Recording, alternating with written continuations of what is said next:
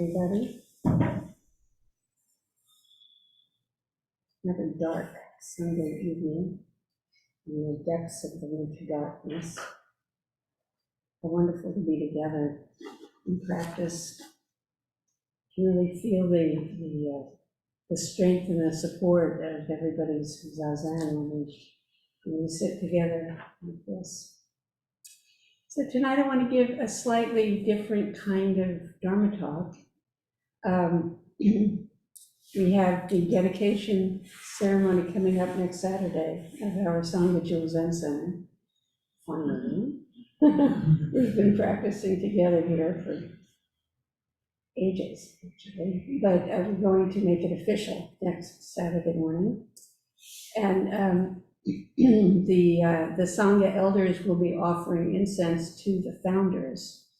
And the tradition in Zen is the founders of the temple are not the first teacher, which would be me, but my teachers are the founders of this temple. So they are the actual founders. And actually we could keep going back to their teachers, to their teachers, to their teachers, because this has just rolled along through thousands of years, this particular way of practicing awakening to our human capacity, our full heart and mind. So because of this, it means that the founders of this temple are Jan Chosen Beis and Hogan Beis Roshi, and along with other primary teachers of mine, the Dairyu Shotan Aitken Roshi, very important teacher of mine, and Takabayashi Genki Roshi. I've also done retreats and studied with a number of other teachers, most notably Joanan Rick Roshi, who you are familiar with in the dedication, we say her name. Thich Nhat Hanh, I studied with a bit, and Son Sanin, who in the Korean Zen tradition. So I had personal contact with them and felt their influence in how I embody the Dharma and what I bring to all of you as Zen practice. And there are a number of you who've been practicing for many years and have practiced with other teachers also. So you can reflect on what each of them has brought forward for you about what this teaching, this way of life is, and how to live it, how to live into it, how to embody it. So they all continue to appreciate and to contribute to how I appreciate very specifically the distinctive ways that each of us lives out the Dharma. All of my teachers help me ground deeply in my own experience and not to make the mistake of thinking that their personality quirks were the Dharma teachings. So this is a mistake that followers of the way can make if you've had contact with only one teacher, seen only one version of the way the Dharma is expressed. But on the other hand, studying steadily over a lengthy period of time with one teacher is really important to clarify your Dharma eye. It's not just a quick one and done kind of a practice. It's a way of life. And of course, our way of life is something that we live every day for the duration. We are continually refining our life.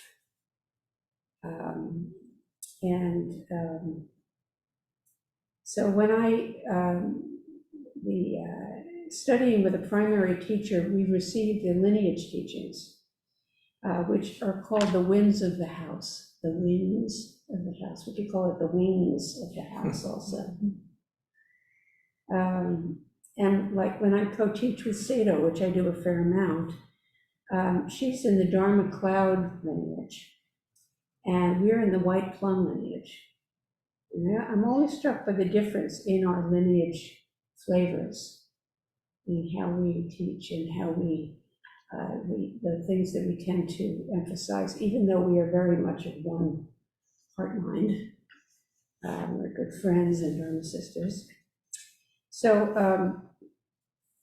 over my 50 years of practice, the Bays, Chosen and Hogen, Aitken Roshi, and Genki Roshi have been essential to my understanding. And I don't usually talk a lot about them, so I thought I'd just go into that a bit, because the celebration coming up, the dedication celebration, is really a recognition of all who have brought us here together and given us this teaching, and our commitment and dedication to bringing it forward to future generations.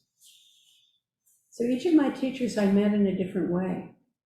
Aitken Roshi I met in a dream before I actually met him. Chosen Roshi I met in an issue of the 10 Directions Zen Journal from ZCLA about, 8 years before I actually met her. And Genki Roshi I met when Glenn Webb, who was the head of the Seattle Zen Center that I was sitting with at the time, he brought Genki from Japan. And so I'll tell you about that sequence a little further along in this talk. So let me tell you about the dream that I had where I met Aitken Roshi, where I became aware of them. Some of you might have heard this dream, but it was very powerful. And I hope that all of you have had certain dreams in your life that really, really got your attention. And this is one that happened for me. It was in the dark of the night in the tropics, rather like, I thought it was Bali. I mean, when I woke up, I said, oh yeah, it was in Bali. Like the turn of the last century, so 1903 or something like that, a long time ago. And I was married, I was in my 40s, and I was married to a minister who was a peacemaker. And there was war going on in the Hills tribes, and all of the kings from the Hills tribes had come together to counsel with him, So he was very tall and they were very short.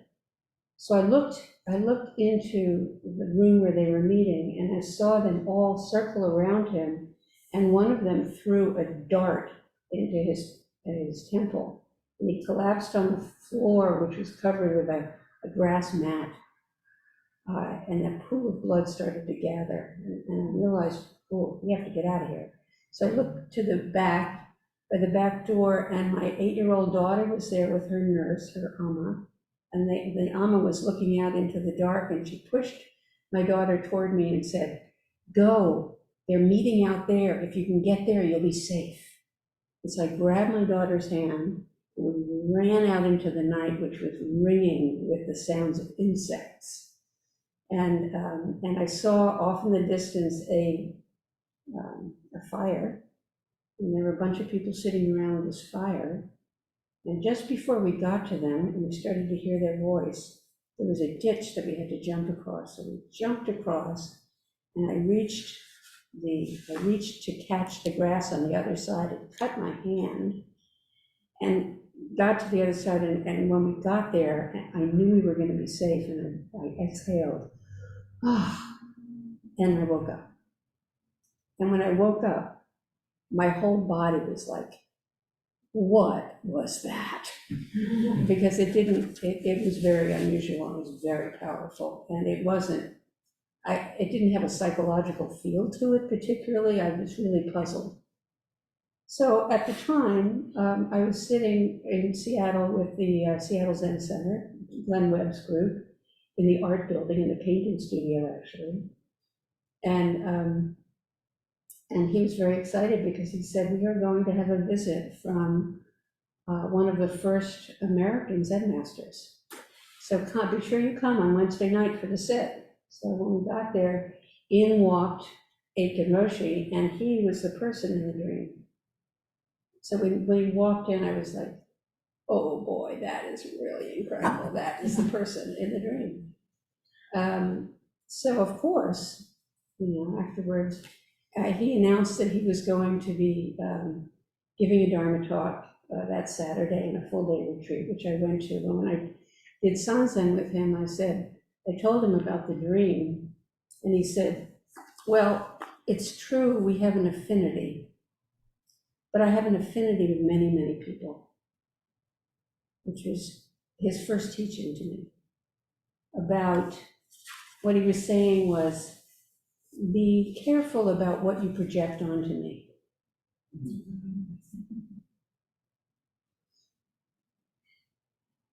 So he also said something like this is a demonstration of mysterious affinity. Mysterious affinity, meaning mysterious because there was no way to account for it. There's no way the ordinary knowing applies to an experience like that. And affinity because we actually met. All of us have an affinity. Here we are.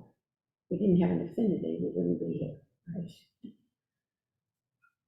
So who knows what this was about? The tendency was to make up some story about our special relationship.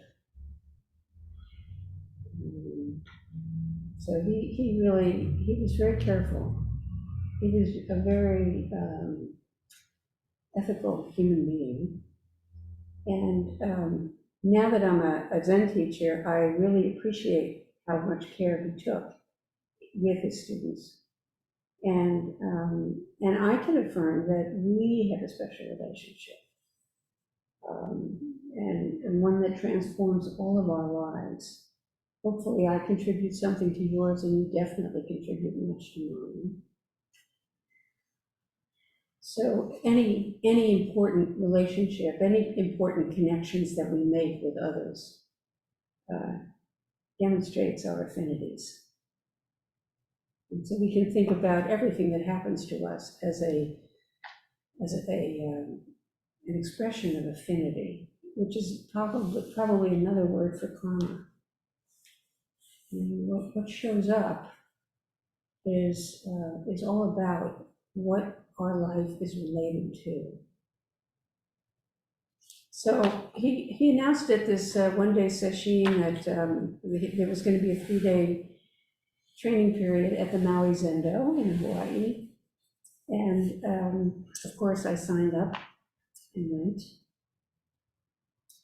And it was I'd never been to Hawaii. How many people here have been to Hawaii? It's really a very inspirited place. All of what grows there is a spirit. And walking up the 108 steps to the Maui Zendo, it was in the midst of a guava wood on the side of the Haleakala crater. And, the leaves would flap at you, and you almost felt like you were being greeted. So on Tuesday nights, we would have class, and he would talk about his teachers. And one was Yasutani Hakuin Roshi, one was Koan Yamada Roshi, Nyogen Senzaki, and Nakagawa Soen Roshi. You may be familiar with any of those people. He also studied for a time with Taizan Maizumi, who was my Dharma grandfather, your Dharma great-grandfather. I think he finished up his koan study with Maizumi Roshi. Eiken Roshi's lineage is the Sanbo Kyokan, and he named his Sangha the Diamond Sangha. So there are many wonderful teachers who came through his teaching. And most of the people who were at the training period that I was at are teachers in that tradition.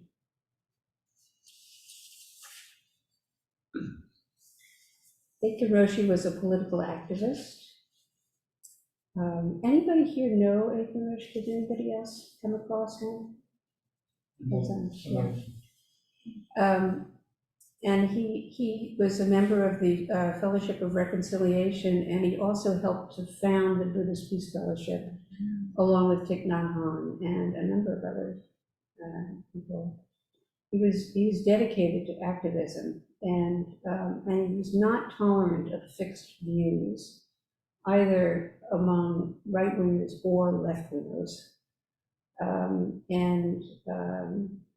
He got me involved with the Stop Trident campaign to the movement to stop the development of the newest round of nuclear subs, those nuclear missiles, and introduced me to his friend in that, Jim Douglas, who was a Catholic priest, who was dedicated to bringing awareness to the government buildup of nuclear weapons at that time. There was an action that we did that I was involved in, involving hundreds of people, where we got into small boats and got in front of the first Trident sub that came into Puget Sound, which was about 5 football fields long and black and sinister looking. And there we were in these little tiny boats that we built, actually.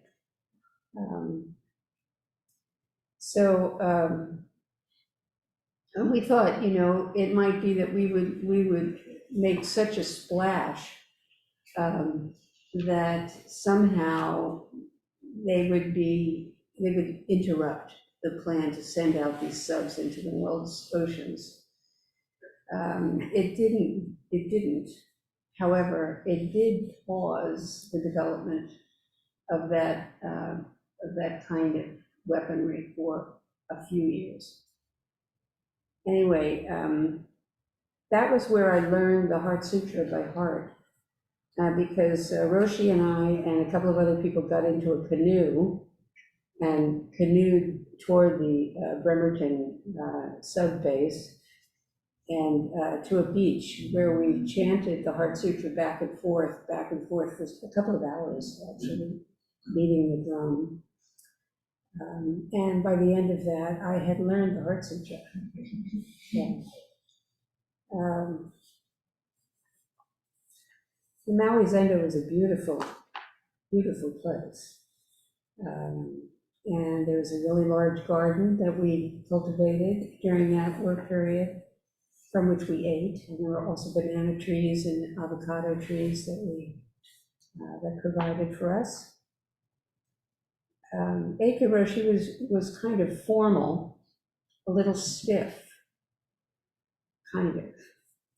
But at other times he expressed great mirth and amusement at some of the foibles, his own and other people's foibles, all with a feeling of great kindness and affection. He was very amused. And at one point, he looked very formal and stiff.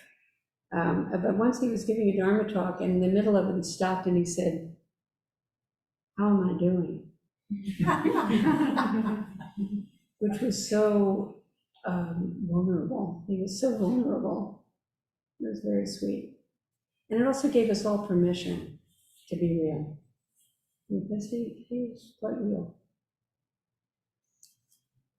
After being there about a month, I was given the wonderful job of ringing the bell to bring everybody to the Zendo for morning sit at 3:30 in the morning. And there was, outside the hallway, right outside the Zendo, there was a platform with an enormous temple bell. And under the platform were, I don't know how many, they call them bufos, that are frogs, that had fabulous voices that were going wild in the early damp morning. Right? But I'd go out there and I'd do the first bong. It's just... And I often felt like, oh, the poor things, with a body that little and a bell that big, it must have really shaken them up a bit. But that was a very wonderful experience.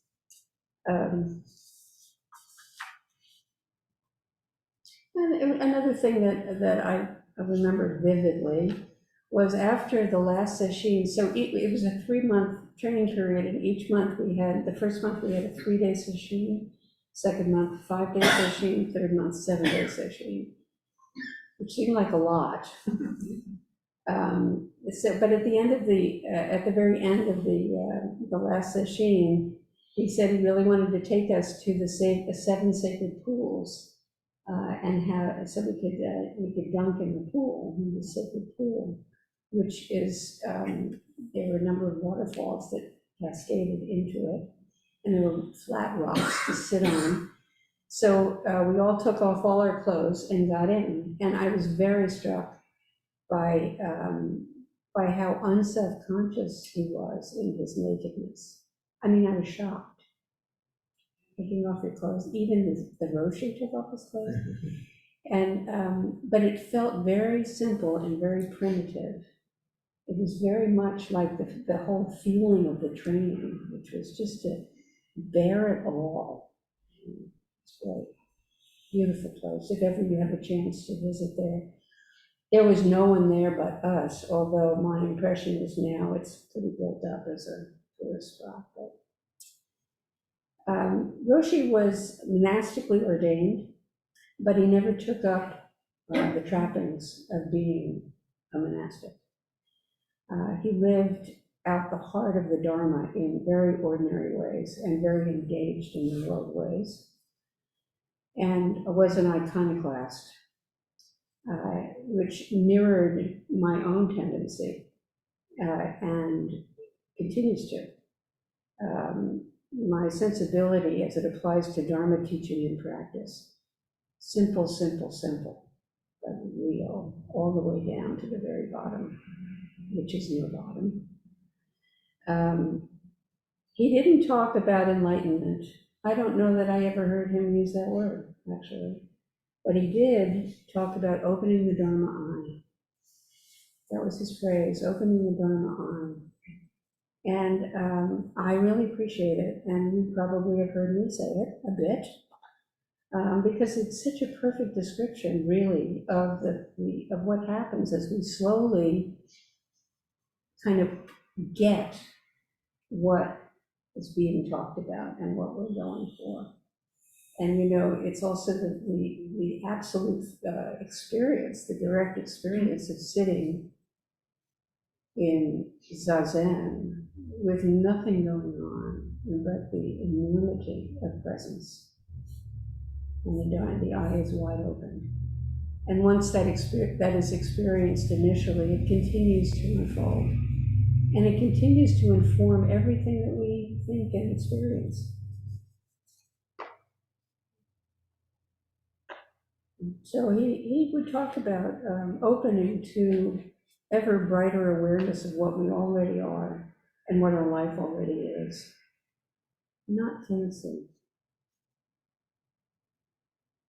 When I returned from the training period, I was living in Seattle, and Glenn Webb had brought Genki Roshi over from from Japan to be our teacher. And Genki didn't speak English, but it didn't stop him from giving Dharma talks. The whole thing was kind of amusing, but incredibly effective, actually. He managed, just by the brightness and delight that he took in everything, and the serious intention in his unfathomable words, to be very inspiring. And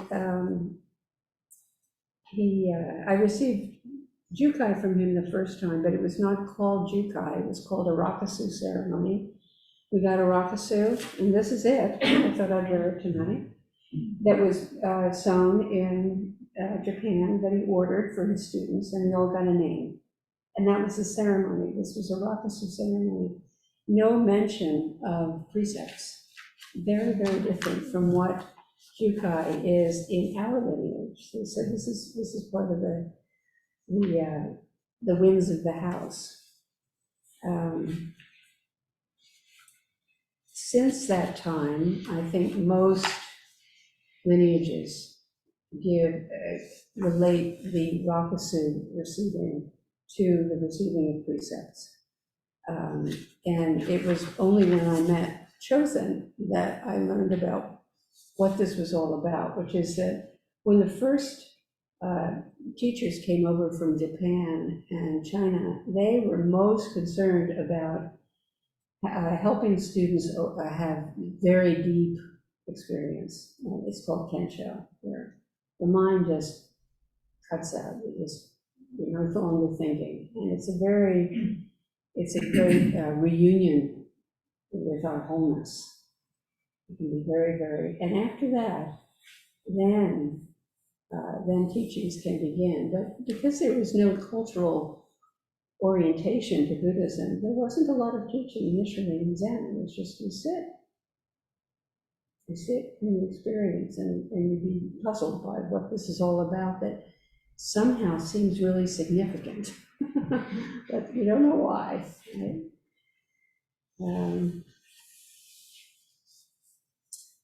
So Genki was a priest.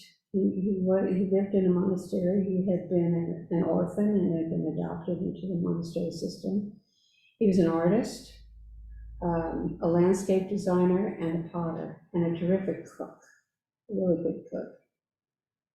One session, he disappeared into the woods and he came back with a pail full of bracken.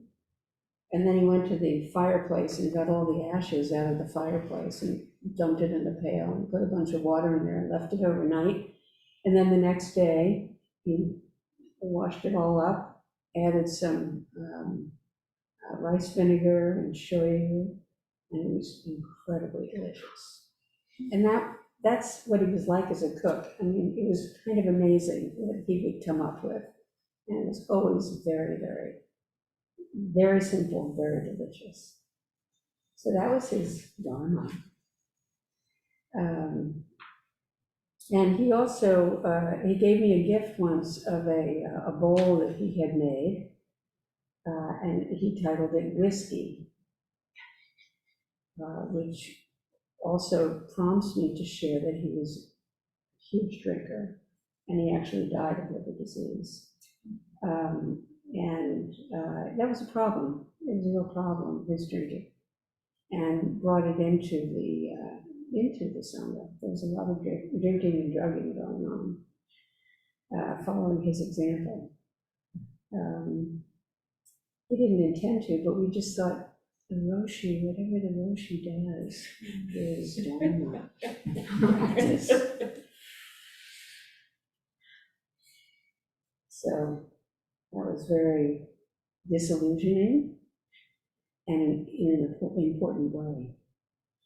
Realizing that teachers are just people, and it's very easy with a foreign teacher to put a lot of fantasy, a lot of archetypal projection onto them, which is an issue now as the first round of foreign teachers are dying, and the teachers are all from this culture.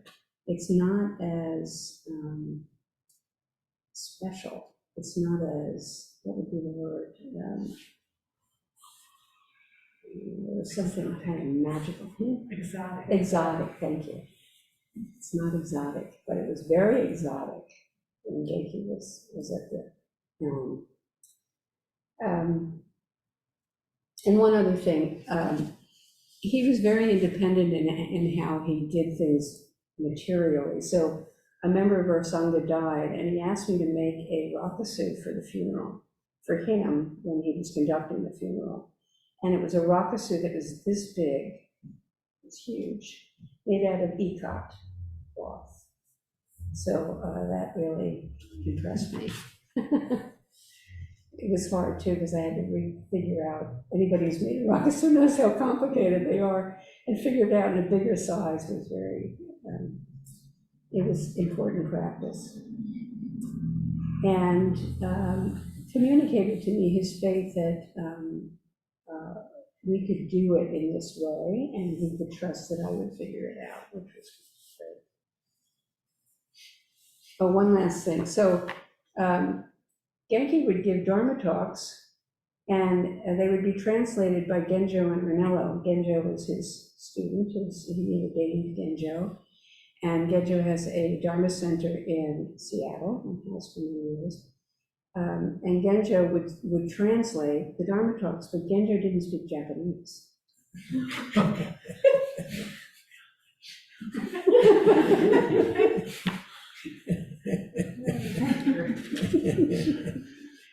Very puzzling. Very great Dharma talks. And when he was doing it, he was fairly new to Buddhism, so I have no idea how to. I'll ask him about that. I think I'll be seeing him shortly. So now Chozen, and I won't go into life with Chozen so much, just because I've been with her for many, many years, and she is the teacher who transmitted me. But I had read this article that she had written in 10 Directions about how practicing Zen when you're married to somebody who doesn't practice, and all of the difficulties. And her article wrote my life. That was exactly what was going on for me. It was a very, very challenging time. So when I read that, I thought, oh yeah, I'm going to meet her. And also, so when I saw that she was going to lead a session at Cloud Mountain, I signed up for it. One, because she's a female teacher, which was, at that point, it was rare. And two, because she spoke English. So I was really excited about going to this session. And when I first met her, I thought, oh, she's so Pollyannish. But not really, not when you know Chozen. She's not at all, but she can seem that way. So early on, she taught me, and I remember one particular sanzen with her, where we were talking about this. I had asked her. She's a doctor, and she was an expert witness in child abuse cases. And so she would go to court to testify in these grisly child abuse cases. And I said, well, you see, what do you do? Because she was very mild and soft-spoken kind of. And I said, how do you handle that when you come up against these really difficult defense attorneys who are set on defending something that was unspeakable crimes, right? And she said, and she just changed entirely. Her whole physicality changed. She got like 2 inches taller, and she said, I just look at them in the eye, and she said whatever she says, but what was striking was how she really changed her demeanor very much, and it was very powerful and very intimidating. And so she encouraged that in me. She actually had me switch from sweet and accommodating, which was my tendency. Those of you who know me know that's probably not still my tendency. And practice embodying this other energy when it was needed.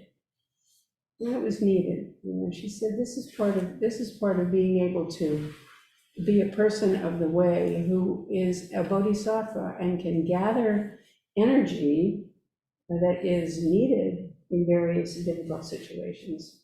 It's very good teaching. Let's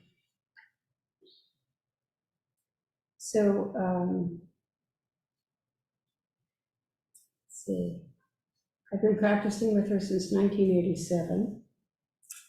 And at a certain point, I started to see things about her that were a little weird. I didn't understand them. They weren't my ideal vision of her.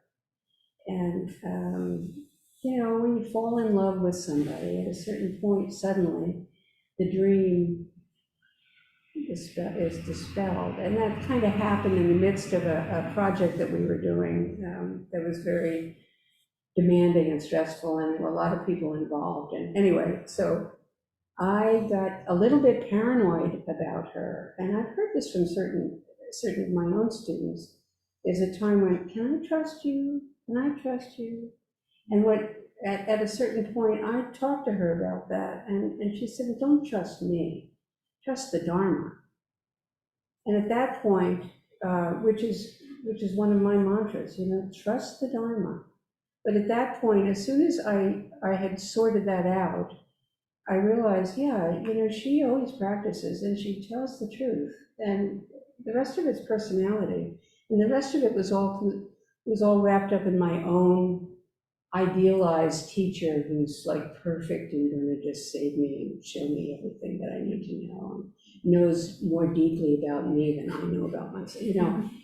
This projection, like children do onto parents. And I could withdraw my projection and let her be just a person who was very generous, very wise, and a strong practitioner. And she is.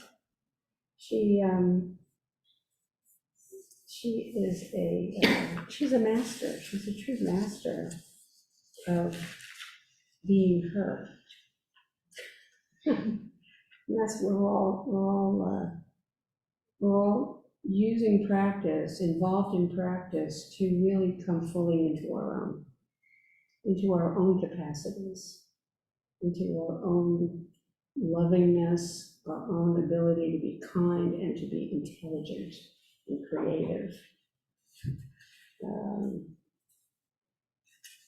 So let's see. Yeah, so Chosen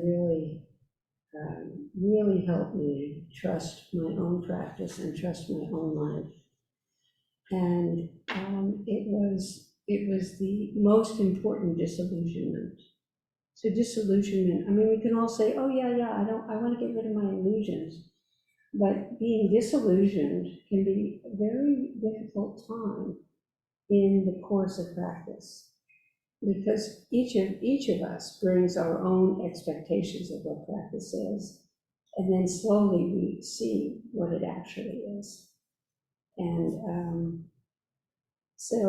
we disengage from our fond opinions and views and fixed views about things, and our habits, reactivity, or ways of being reactive, and to get grounded in don't know mind, because we don't know anything but this moment. This is what we got. And so we stay open and cherish our Zazen practice that reliably brings us back to the essential matter, no matter how long we've been practicing, from the very beginning. So these are a few comments about a few of these wonderful teachers who helped me arrive here to be with you all. And do take a look at the display of photos in the Founders Room as you go through. And then Chosen and Hogan will be here on Saturday, so we can meet them.